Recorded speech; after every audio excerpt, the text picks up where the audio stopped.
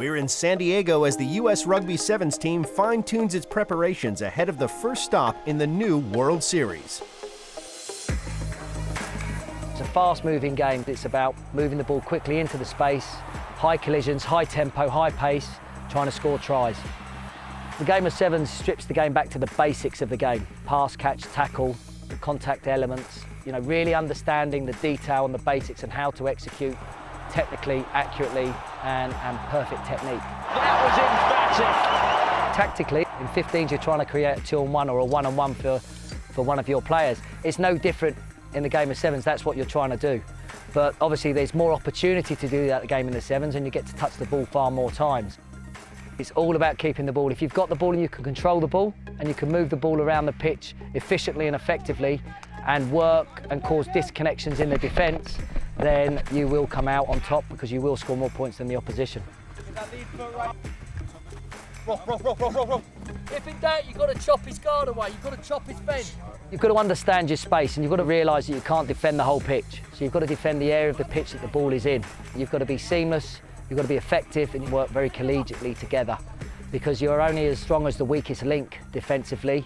You want to be successful, you can't hide. In the game of 15s, it's far easier to cover mistakes. In the game of sevens, it's ruthless. Make a mistake, you concede a try.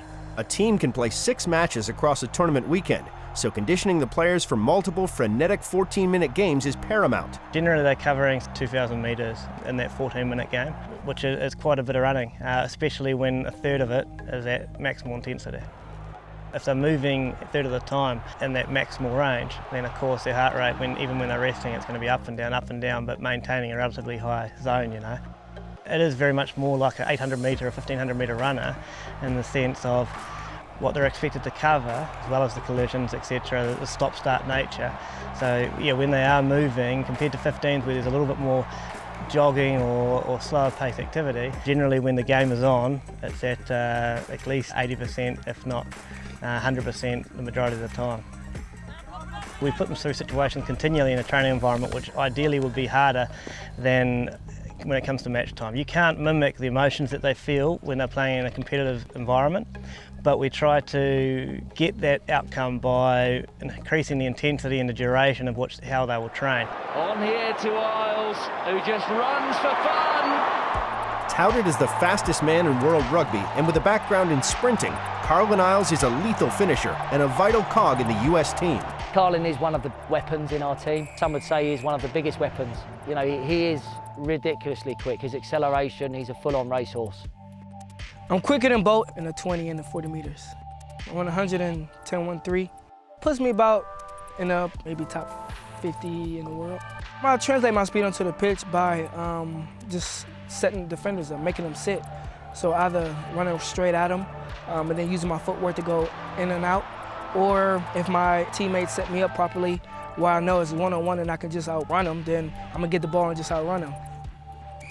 To keep my sharp sprint work, I do a lot of plyometrics. I also have to work on my body angles because if I can get down the track more horizontal than vertical in my drive phase, that separates me from a lot of people. My coach is always telling me, put on weight, eat this, eat that. But also I have to make sure that I stay fast and sharp and I'm able to use my gift, which is my speed, and utilize it at the best. And when I know that I'm clear and that nobody's gonna catch me, it's an amazing feeling.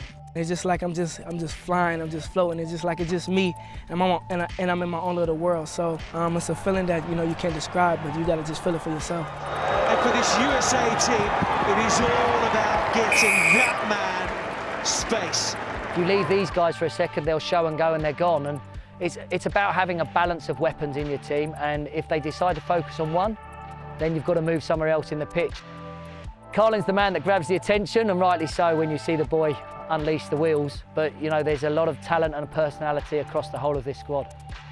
Rugby in the US has improved a lot, it's grown a lot. Thank God for Mike Friday, our coach, who's been here about a year. He came in and changed the whole program, and we ended up winning London Sevens in our World Series, and I think we're just only going to get better. We need to ensure that we kick on from last year, and that's going to be tough in itself. Real big ask, because everybody's up their game and everybody knows about us now.